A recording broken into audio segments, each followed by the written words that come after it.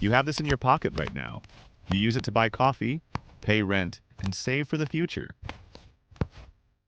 But have you ever really looked at it? Most people think money is just fancy paper with green ink. They're wrong. If you tried to replicate this at home, you'd fail and face a 20-year federal prison sentence. It's a masterpiece of secrets. Inside restricted factories, money is actually made of fabric, specifically a secret blend of cotton and high-grade linen. This fabric is designed to survive a washing machine. Try that with notebook paper, and you get a soggy white mess. While the pulp is still wet, they knit tiny red and blue hairs directly into the fibers. These are security threads. This secret blend is produced by only one company in the world. Being caught with a blank sheet is a felony. The reason you can feel money in the dark is a 500-year-old technique called intaglio. It's essentially a three-dimensional print. Massive hydraulic presses apply 20 tons of pressure per square inch, squeezing the fabric deep into the ink-filled grooves. This deforms the bill, leaving the ink standing in ridges. If your money feels flat, it's almost certainly a fake. Before the portraits appear, the fabric must receive its background. This happens on a machine called the simultan offset press. It lays down the subtle rainbows of color behind the numbers. These soft tints are actually the first line of defense. Both sides of the sheet are printed at the exact same time. This ensures the patterns align within a hair's width.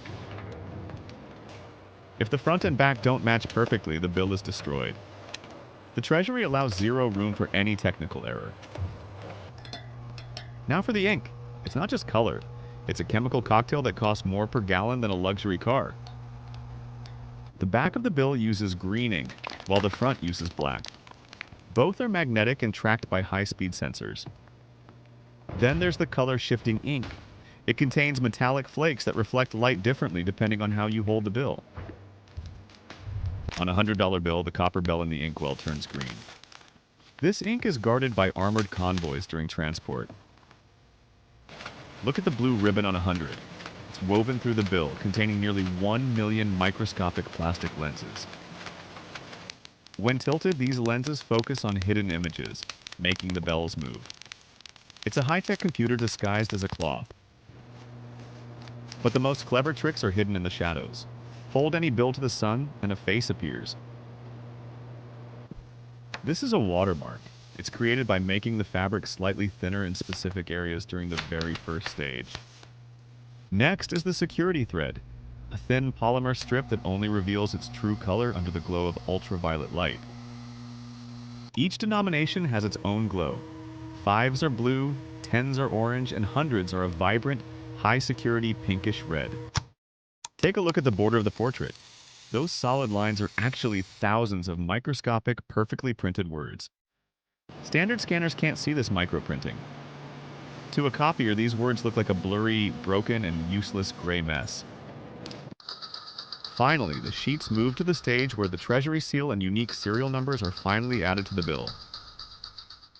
A high-speed mechanical stamper hits the bill, leaving a bright green seal and sharp black numbers in one heavy strike. Every serial number is unique. They are the social security numbers of money, tracked from the moment they are born. The sheets are complete, but they aren't money yet. First, they must pass the electronic eye and ultra-high-speed camera. These rejected sheets are sent to a high-security shredder. Even the mistakes are guarded like massive, multi-million-dollar national secrets. The perfect sheets move to the guillotine. A massive steel blade cuts through thousands of sheets with terrifying, surgical precision. Suddenly, the sheets are gone, and stacks of individual bills take their place, wrapped in bricks of 4,000 notes. A single one of these plastic bricks is worth $400,000. A single pallet can hold billions of dollars. These pallets are loaded into unmarked, armored semi-trucks. They travel at night, protected by elite guards you'll never see. Their destination? The Federal Reserve. This is where the fabric officially becomes legal tender and enters the global economy. But money has a lifespan. It lives in wallets, pockets, and registers until it eventually wears out and finally dies. On average, a $5 bill lasts 5 years. A $100 bill lasts 15. Eventually, they all return to the Fed. Here, high-speed machines decide their fate. If a bill is too ragged, it faces the great shredder for final disposal. The Federal Reserve shreds 5,000 tons of money every year. That's billions of dollars turned into colorful, useless dust. In the past, this was burned. Today, it's often composted to grow the very cotton used for your next paycheck. But the system has a weakness, a ghost in the machine known to the Secret Service as the Supernote.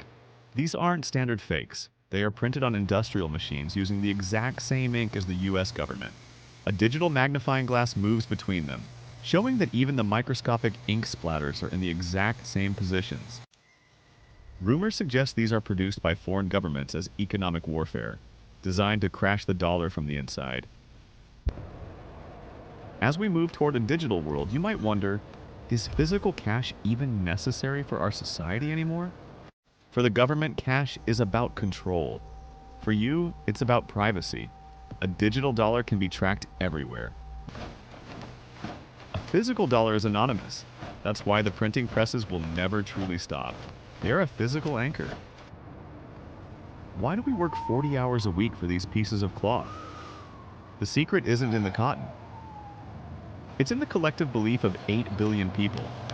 It is a social contract, signed in specialized green ink. Without that belief, your $100 bill is worth exactly 17 cents, the cost of the cotton and the linen. We've seen how it's made, but where does it go? The journey from the press to the vault is legendary. Every major city has a fortress, heavy stone buildings that house the wealth of the nation under constant guard.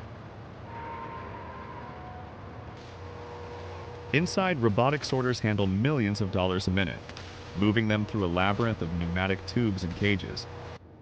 But even this isn't the ultimate destination. The real treasure is buried much deeper than the cash rooms. Deep beneath Manhattan, 80 feet below the subway, lies the largest pile of gold in human history. Over 6,000 tons of solid gold held in a vault that can only be opened by a rotating cylinder. This gold isn't even owned by the US. It belongs to the nations of the world, stored in total secrecy.